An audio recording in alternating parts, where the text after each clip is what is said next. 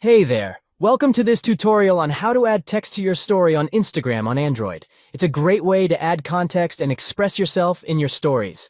And it's super easy to do too. So, let's get started.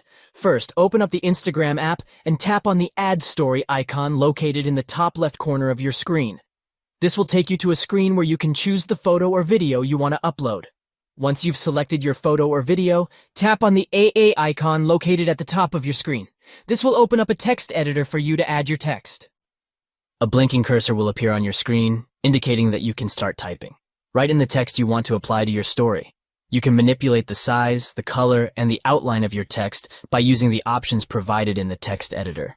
To change the size of your text, simply pinch the screen with 2 fingers to zoom in or out. To change the color of your text, tap on the color wheel located at the top of the screen.